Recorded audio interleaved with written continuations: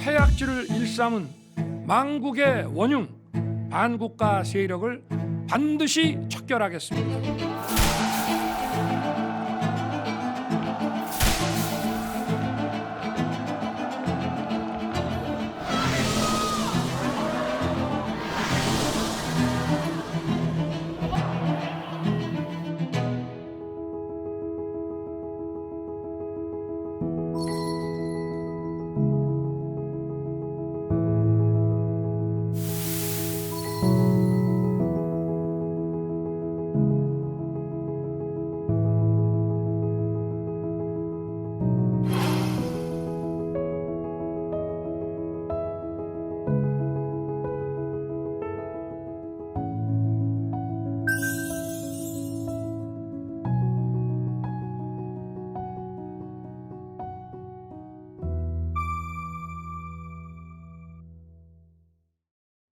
우리 주변 이웃들의 삶과 지혜를 탐구해보는 시간입니다. 토크멘터리 유후, 궁금한 당신은 누구신가요?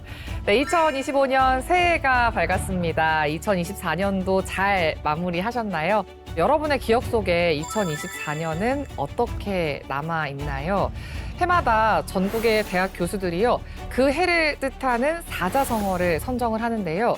2024년의 사자성어는 도량발호입니다. 권력을 제멋대로 부려서 함부로 행동한다라는 뜻인데요.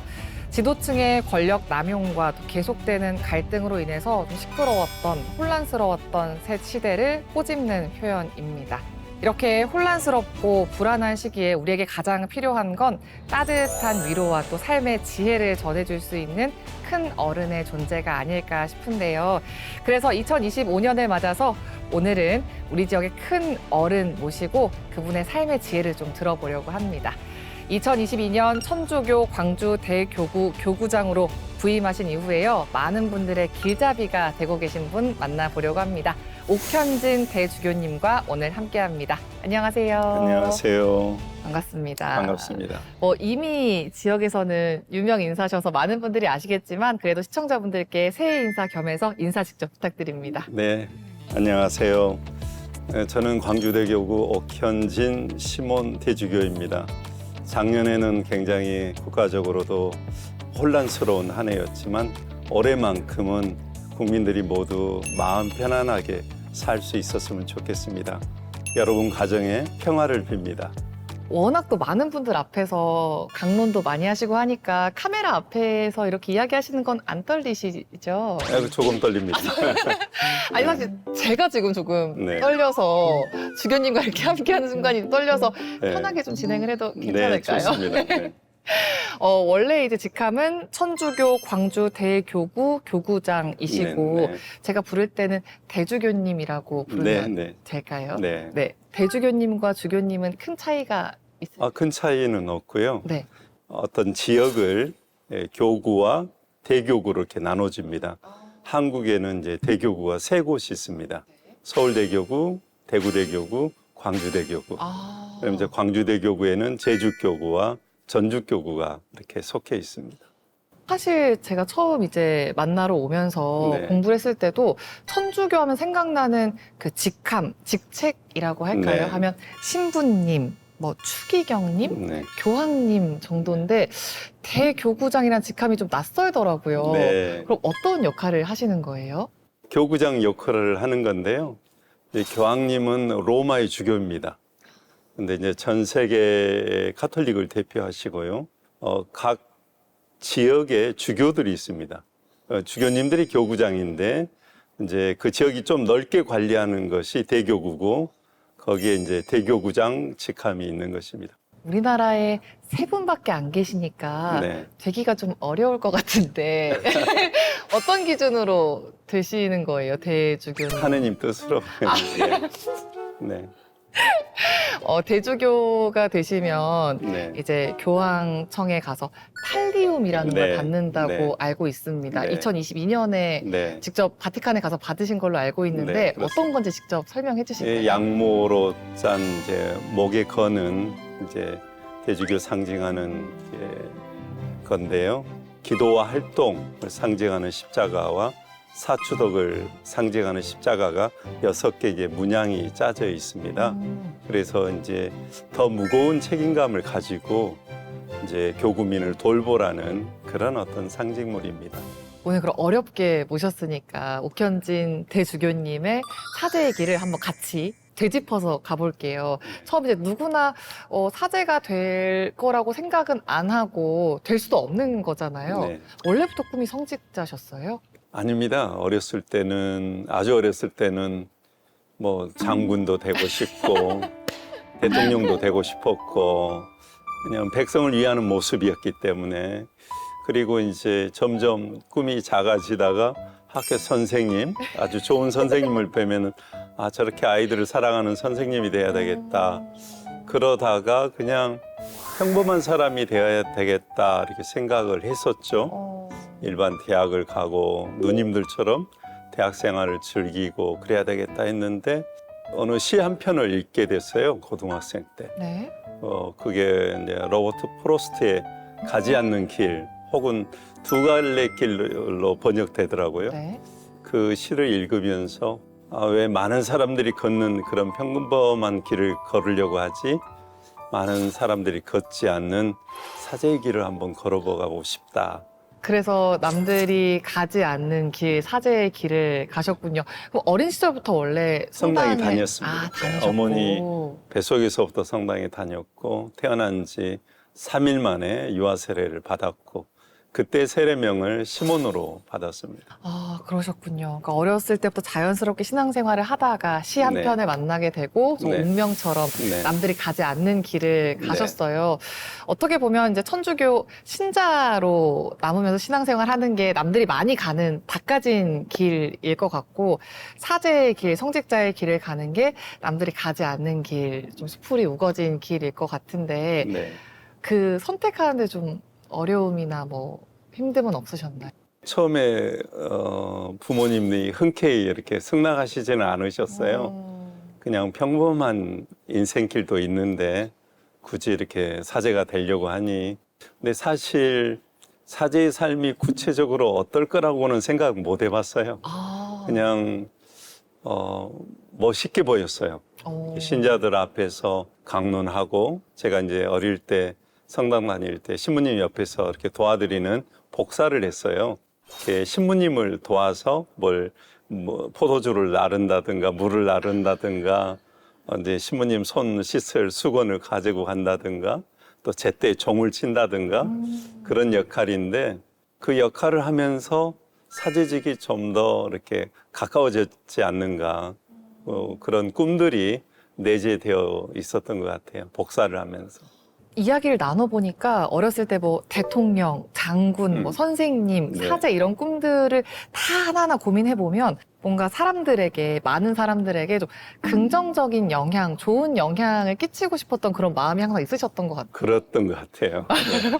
그 사제의 길을 가게 되시고 유학을 가셨더라고요. 네. 그러니까 유학을 가는 게 흔한 경우인가요? 아니 유학을 가고 싶어서 가는 게 아니고요. 저희는 이제 신학교를 졸업하고 이제 사제가 됩니다. 6년 과정을 마치고 그 안에 군대도 갔다 오고 그래서 이제 교수 신부님들이 어떤 필요한 과목에 이 학생을 좀 보내면은 좀 공부를 잘 마치고 올 것 같다 하면은 추천을 합니다. 신학교 교수 신부님들이 그러면 그 중에 이제 추천을 제가 받았는가 봐요. 그래서 가게 됐습니다. 신학교 그럼 성적이 좋으셨던 거네요? 뭐 성적이 뛰어나게 좋지는 않았는데 뭐 공부가 조금 늦다고 하나요? 그러니까는 항상 중상 정도 이렇게 공부를 했었는데 이제 신학교에서도 이렇게 1학년 때보다는 2학년 때, 또 3학년 때, 4학년 때, 또 대학원 때 이렇게 성적이 조금씩 이렇게 오르는 스타일입니다. 노력파. 노력파보다 하느님 그것도 도우심인 것 같은데 저는 굉장히 그 은총을 하느님 도우심을 많이 받았어요. 그러니까 이 성당이 제가 신학교 다닐 때 공부했던 곳인데 그때도 이제 대학원 시험을 보는데 군대를 갔다 와서 공부를 하니까 잘 안 외워지는 거예요. 네. 뭐가. 그래서 제2 외국어로 라틴어를 이제 시험을 봐야 되는데 공부를 하다 보니까 너무 어려운 거예요. 네. 그래서 오후에 시험을 봐야 되는데 그래서 제가 이 성당에 와서 그냥 기도했어요. 공부를 안 하시고 예, 기도를 공부를 안 하셨어요? 하고 그냥 낮 기도를 기도를 했는데 기도하고 점심 먹고 이제 오후에 라틴어 시험 보러 들어갔는데 시험 문제가 낮 기도였어요. 낮 기도에서 나왔던 성경을 번역하는 거였어요. 그래서 기도했던 내용이 딱 나오니까 그냥 답을 쓸 수 있었죠. 그래서 저는 제 인생의 많은 경우가 하느님 도우심, 은총의 길이었음을 체험하면서 살았어요. 제가 열심히 공부를 해왔는데 라틴어 모토 그 문장 네. 사목표어를 네. 정한다고 하더라고요. 네, 네. 그럼 주교님의 사목표어 모토는 뭔가요? 내 안에 머물러라. 요한복음 15장 4절인데요. 요한복음 15장을 좋아했어요. 나는 포도나무여 너희는 가지이다. 그러면서 가지가 나무에 붙어 있지 않으면 많은 열매를 맺지 못한다라는 내용이에요.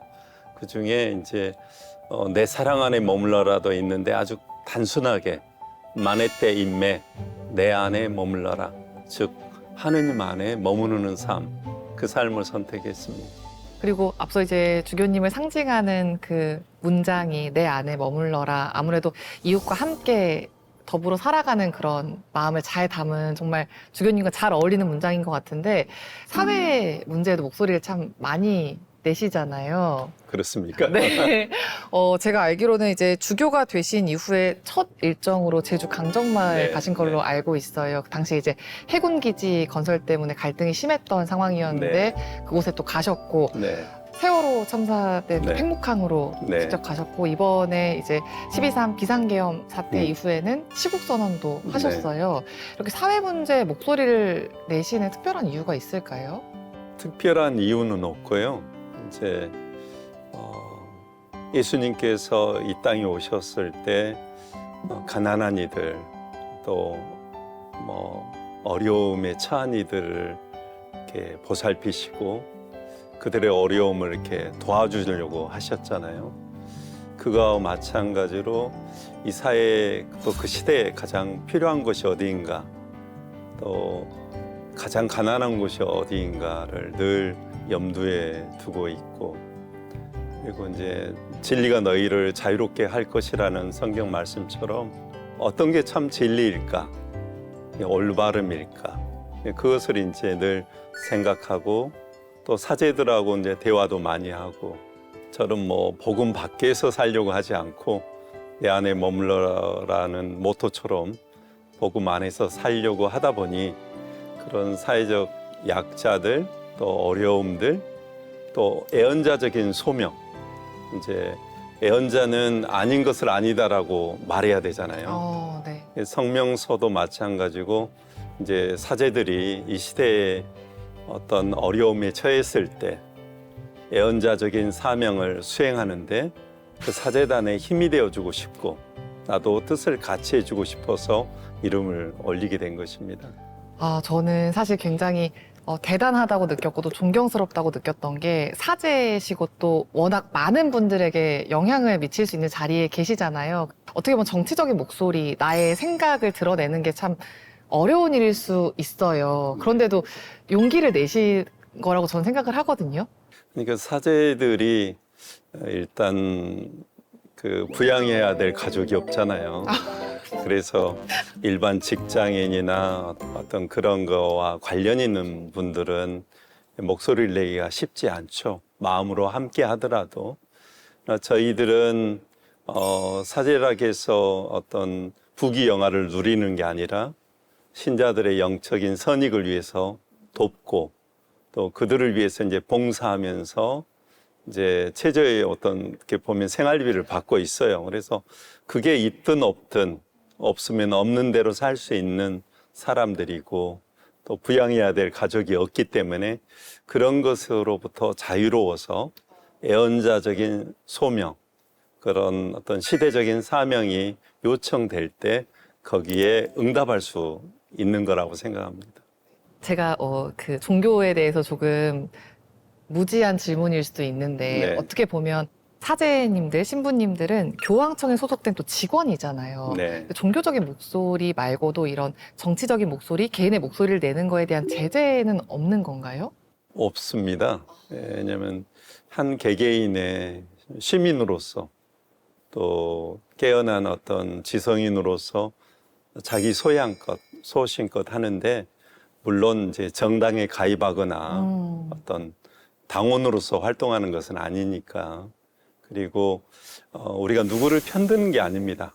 여야 어떤 여당의 정책이 좋으면 지지하고 또 야당의 정책이 또 참신하면 거기에도 또 응원을 보내고 또 시민과 국민으로서 투표권이 있지 않습니까? 그 역할을 하는 거고 물론 사제가 어떤 한쪽으로 경도돼서 이게 여야의 문제라거나 그런 문제에 있어서 첨예하게 그 속으로 들어가서는 안 된다고 생각합니다. 그래서 이제 작년 12월 12일에 또 광주에서 시국미사 네. 직접 여신 걸로 알고 네. 있습니다. 이런 종교계의 역할도 왜 필요하다고 보세요? 그 역사는 정반합으로 가지 않습니까?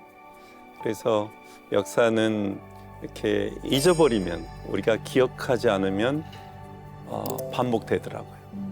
그래서 반복된 슬픈 역사를 갖지 않기 위해서 우리가 깨어 있어야 되고 깨어 있기 위해서는 미사 안에서 기억하는 것은 예수님의 그런 희생을 기억하는 거거든요.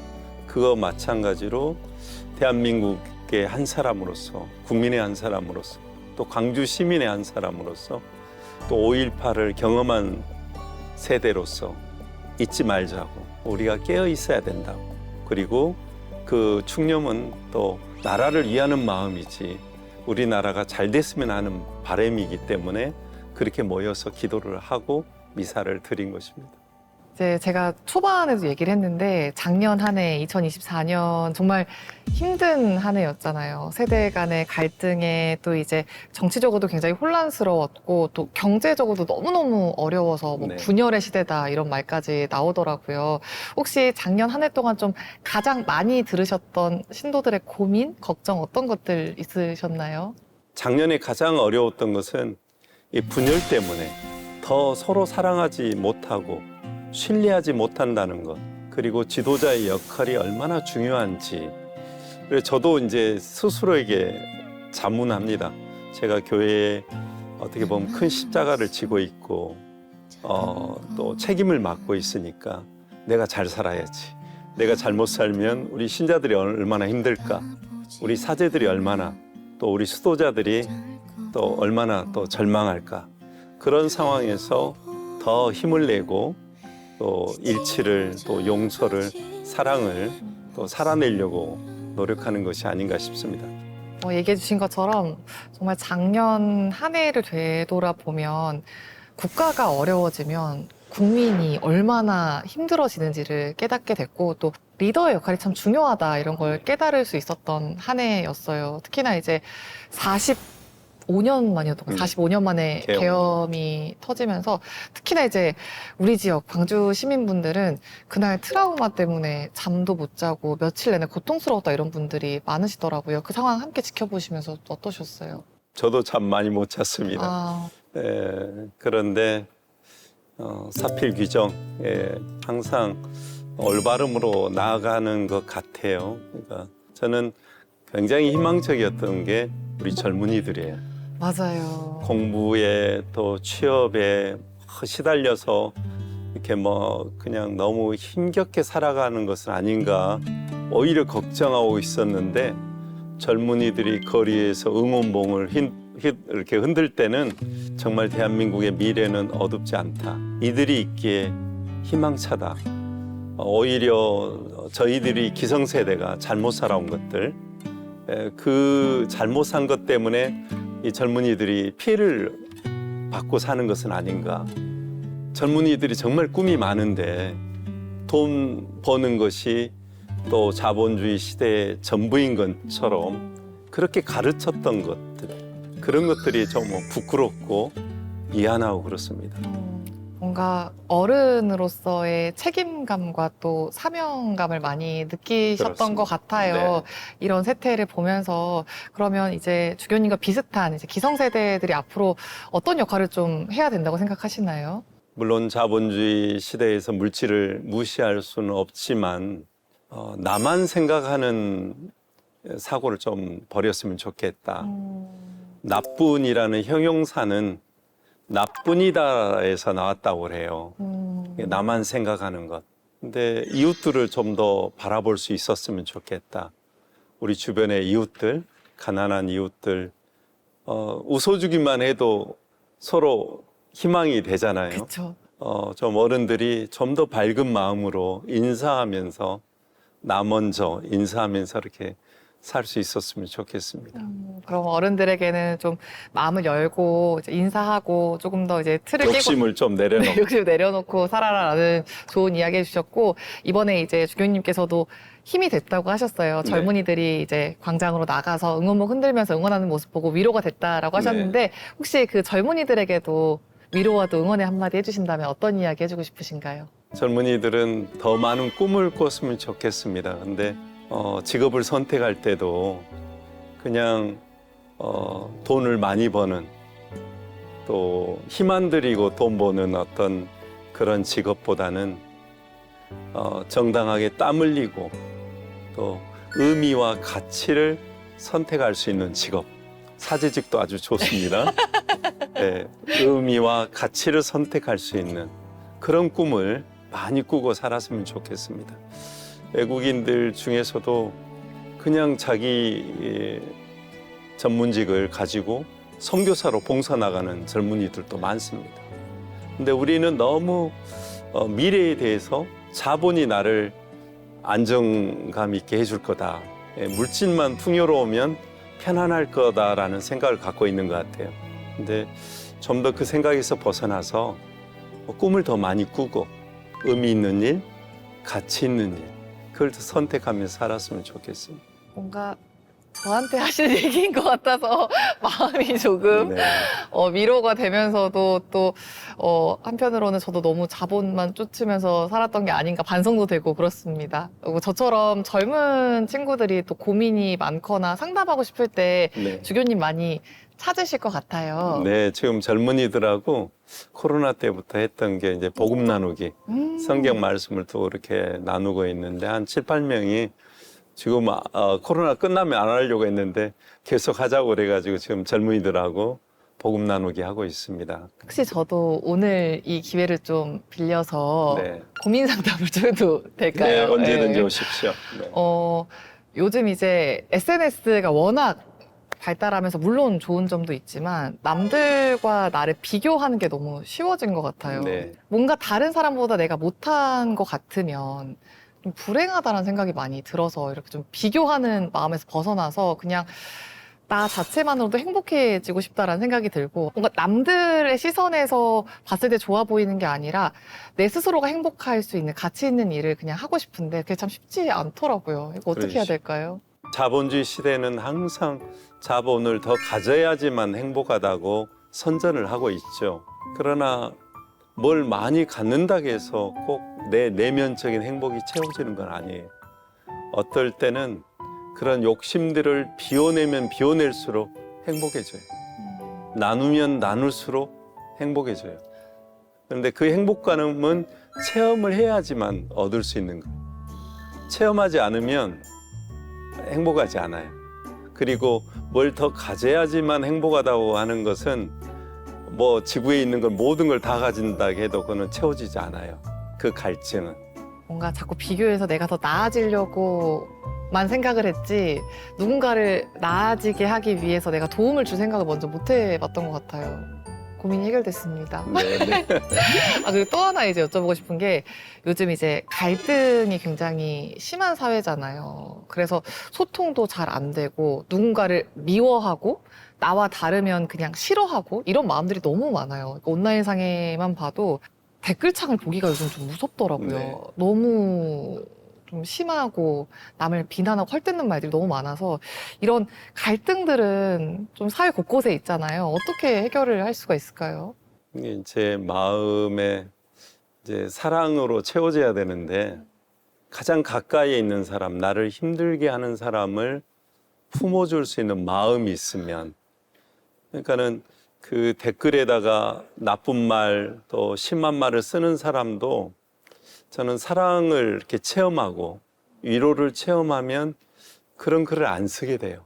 내가 풍요로워지니까. 내 마음이 허한 거예요. 예, 뭔가 채워지지 않기 때문에 자꾸 이제 그런 글을 쓰게 되는데, 사랑을 받고 위로를 받고 꽉 차게 되면 나도 사랑이 나오는 거예요. 사랑이 채워졌기 때문에 사랑이 나오는 거예요. 그래서 이 세대는 예수님 말씀처럼 더 서로 용서하고 더 사랑하는 사람들이 많아져야 돼요. 그래서 가까이 있는 사람, 먼 사람이 아니라 가까이 있는 사람을 사랑하는 것, 그 사랑이 퍼져나가거든요.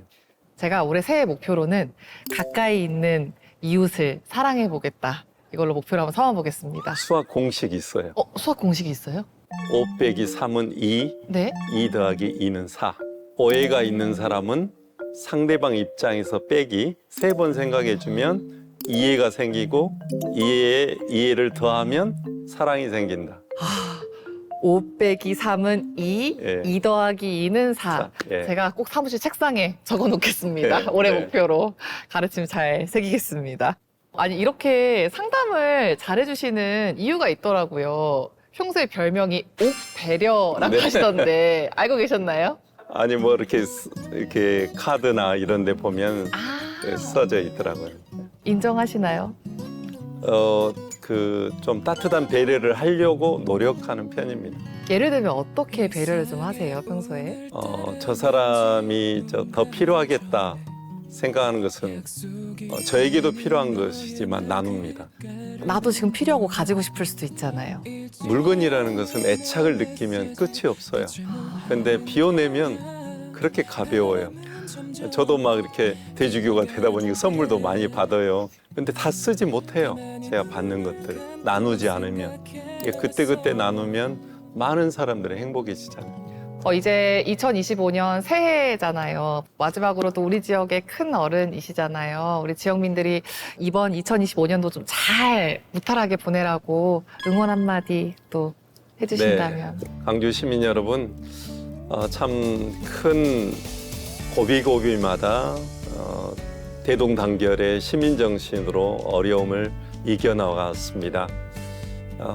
2025년은 을사년 뱀의 또 해입니다. 뱀은 땅을 기어다니고 흙을 먹고 또 살죠. 정말 더 낮은 마음으로 더 겸손되게 살 수 있었으면 좋겠습니다.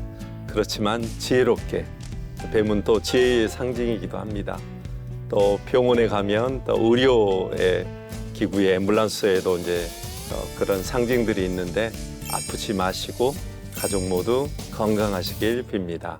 오늘 제가 이렇게 이야기를 나누면서 느낀 건데, 뭔가 어려운 일, 힘든 일, 또 해결하지 못할 것 같은 문제가 있을 때도 이렇게 잘 들어주는 사람 딱 한 명만 있으면 마음이 또 사르르 풀리기도 하거든요. 네. 앞으로도 우리 지역민들을 위한 큰 어른으로서 지혜도 나눠주시고 응원도 많이 해주시길 바라겠습니다. 새해 복 많이 받으세요. 새해 복 많이 받으십시오. 네, 오늘 이야기 잘 들었습니다. 고맙습니다. 감사합니다.